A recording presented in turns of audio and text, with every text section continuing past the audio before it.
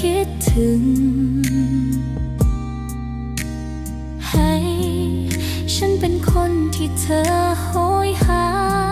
ตลอดไปดีกว่าการสร้างชีวิตคู่ด้วยกันไม่รู้จักรัก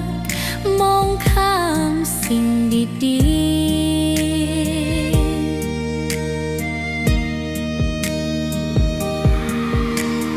ให้ฉันเป็นคนที่เธอรักไม่ได้ให้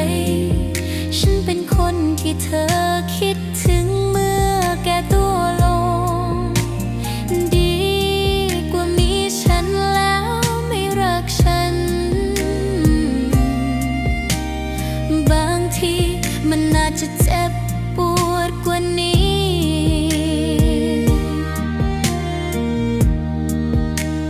ความรักของเรามีค่ายิ่งกว่าสิ่งใดฉันอยากเป็นคนที่อยู่เคียงข้างเธอแต่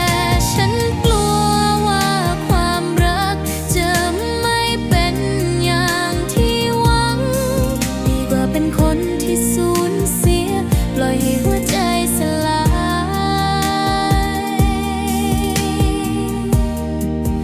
ดีกว่าเป็นคนที่หัวใจเธอลืมไม่ลง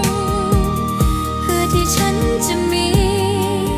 คุณค่าบางอย่างให้เธอตลอดไป